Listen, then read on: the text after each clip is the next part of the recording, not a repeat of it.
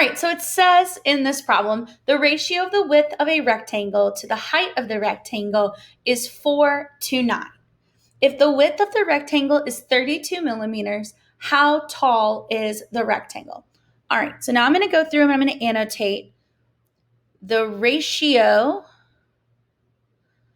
of the width of a rectangle to the height of the rectangle is 4:9. If the width of the rectangle is 32 millimeters, so 32, that goes with the width. If the width is 32 millimeters, we want to know how tall is the rectangle. All right, so looking at my criteria for success, the first thing that I want to do is I want to write the ratio. Okay, well, my ratio is in the problem. The ratio is 4:9. All right, I have written my ratio. Check. The next thing that I want to do is I want to draw and label my model. All right, so the ratio is width to height. So I'm not confusing anybody. Let me make this width. Let me make this height. So then up top, I'm going to have 4 boxes. 1, 2, 3, 4. And on the bottom, I'm going to have 9. 1, 2, 3, 4,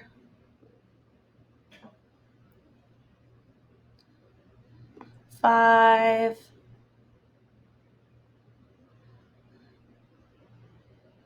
6,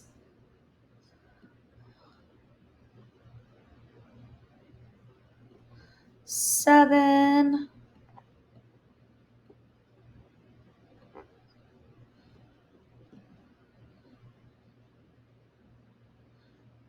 this takes a little while. 8,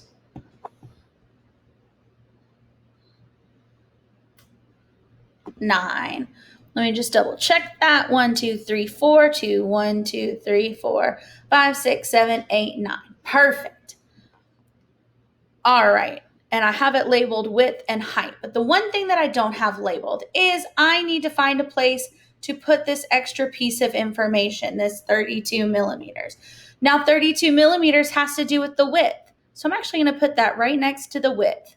My width of the rectangle is actually equal to 32. Now, we have 4 equal-sized boxes that make up 32 millimeters.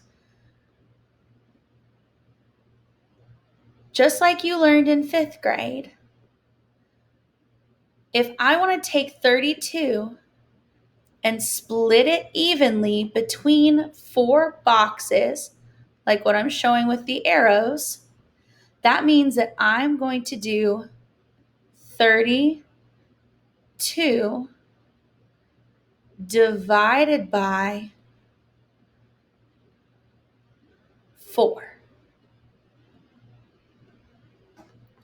So I put this number next to the part of the ratio that it represents. That is how I know that my model is fully labeled. Then I divide this number by the boxes that represent that number, because that's going to give me what goes inside each box. Well, 32 divided by 4 is 8, which means that the number 8 is going to go inside each box. 8, 8, 8, 8. And because all of these are the same size as the ones up top, they're also going to go in the ones on the bottom.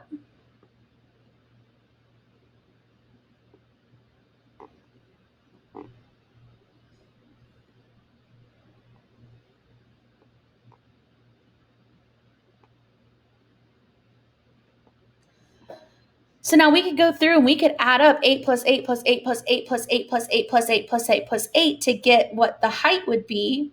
But I think it's easier to do 8 times 9,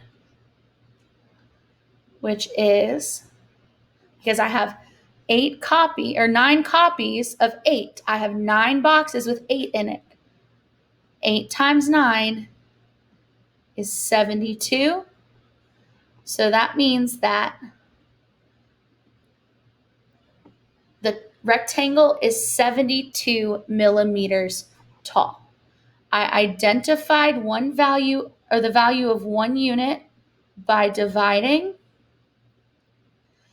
and then I filled in the value of one unit into each box, and I used that to help me determine the missing part by either adding or multiplying.